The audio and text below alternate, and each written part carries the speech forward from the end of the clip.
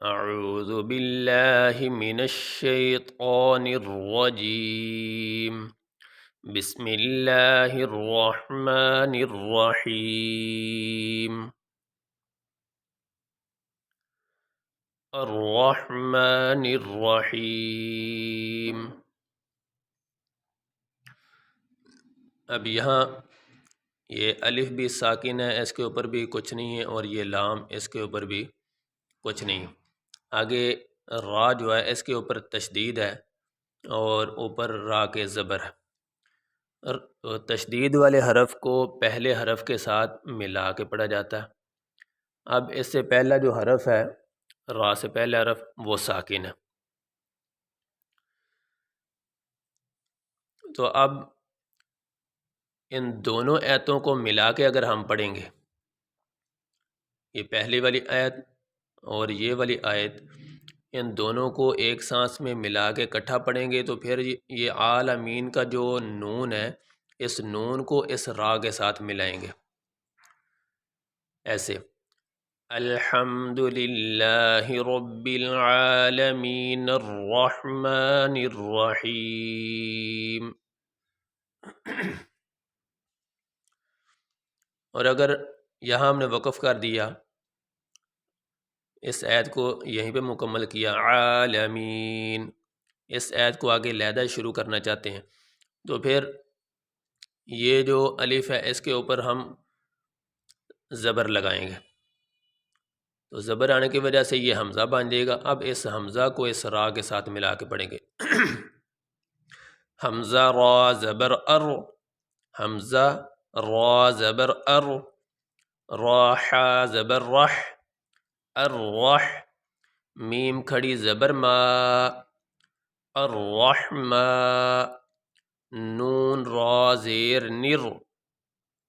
یہ را کے اوپر تشدید ہے، تو تشدید والے حرف کو پہلے حرف کے ساتھ ملا کے پڑھتے ہیں، تو یہاں پہلے والے لام اور یہ الف دونوں ساکن ہیں، اس لیے اس نون، یہ جو نون کے نیچے زیر ہے، نون متحرک ہے، تو اس نون کو اس را کے ساتھ ملائیں گے، نون را زیر نر،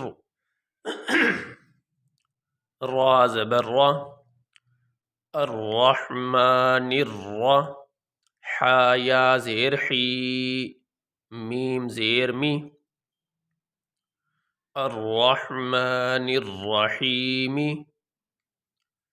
الرحمہ، اس میں را موٹا ہو رہا ہے، ایک حرف موٹا ہے اس میں، باقی حروف یہ بریک ہے، تو موٹے حرفوں کے ساتھ جو بریک حروف ہوتے ہیں ان کو موٹا نہیں کیا جائے گا۔ الرحمن الرحیم۔ اب یہاں میم کے نیچے زیر ہے، یہاں ہم نے وقف بھی کرنا ہے، سانس بھی لینا ہے۔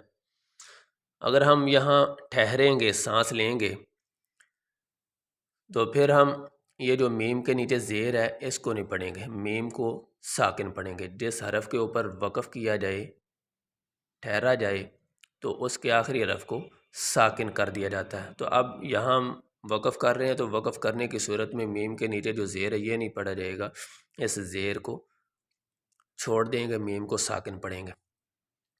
الرحمن الرحیم، الرحمن الرحمن الرحیم۔ اس آیت کو آگے ملا کے بھی ہم پڑھ سکتے ہیں، جب ملا کے پڑھیں گے ان دونوں آیتوں کو ایک سانس میں، تو پھر میم کے نیچے جو زیر ہے وہ پڑھی جائے گی، ایسے الرحمن الرحیم مالک یوم الدین، مالک یوم الدین۔ یہ سبق مکمل ہوا۔